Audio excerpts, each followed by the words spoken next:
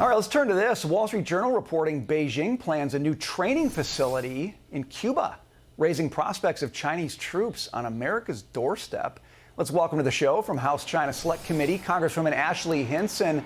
Congresswoman, this sounds like a massive problem to me. Do you view it that way, number one? And number two, is there anything that we can do at this point to stop it? Well, clearly China has been emboldened by the reactions that we've had as a country in terms of our foreign policy. But the way I see it, President Biden's appeasement tour continues. We are showing them weakness. We need to show them strength. And that's exactly my take on it is we've allowed them to do this. We had no wins when Secretary Blinken went over to China and met with President Xi. He left without any accountability for them sailing one of their warships in a path of one of our ships. No accountability for the balloon and no accountability for even talking about setting up a spy operation 90 miles from our shores. So that's what this comes down to. We need to be exhibiting strength. That's what bullies respond to, and so that's what I would expect the administration to do, and that I would call on them to do going forward. Let's talk about that balloon for a second. Former President Trump on special report last night saying how the Chinese spy balloon that spent a week over the U.S. in early February wouldn't have happened under his administration. Watch this. They wouldn't have ever had a spy balloon if I was president. There wouldn't be a spy balloon over our country. They've taken pictures of every one of our nuclear facilities in the Midwest, where we have a lot, where they know better than anybody that we have a lot. And you're saying that wouldn't happen under you? They wouldn't have ever done it, no. They wouldn't have ever done it, no. President Xi and I had a very strong relationship.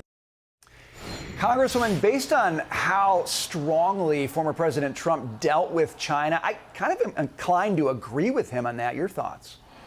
Absolutely. I mean, President Trump showed China what strength looks like here in the United States. He showed him that we're not afraid to put on economic sanctions and make them feel the pain for their malign activities. But let's be frank here. The status quo is dangerous. We cannot continue to look at the status quo as the option. We need to be looking at serious options here, whether that is economic policy.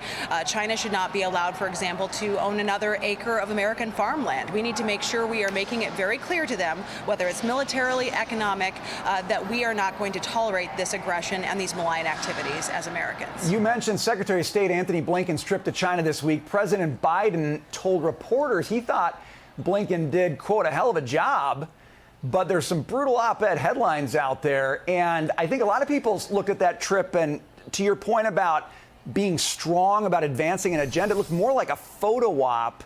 What did you make of this latest effort by Blinken to get something done with China? Well, again, it comes down to we need to show them that we are willing to hold them accountable. And I feel like that was a complete failure out of Secretary Blinken's trip. Again, all of these instances that we've spent the last couple of minutes talking about, the aggression that we're seeing militarily in Cuba, these spy operations, the stations that they've set up in cities like New York to spy on not only Americans, but harass their own citizens here.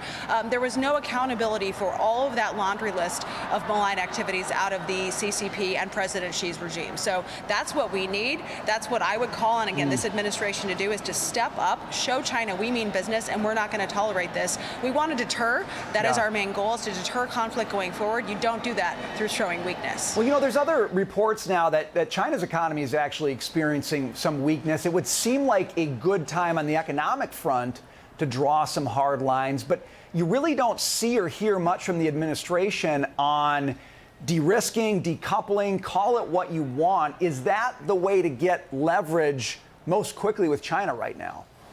Well, and that's why our committee has been so deliberate in working with the private sector to talk about what policy solutions might be on the table there. I don't think a full decoupling across the board is feasible, but we do need to be thinking about, for national security reasons, what can we bring home here? And that will inflict pain on them. We need all these countries as a trading partner, but we can continue to enhance our relationships in the region with other countries that we consider to be allies. So I think that's our next step.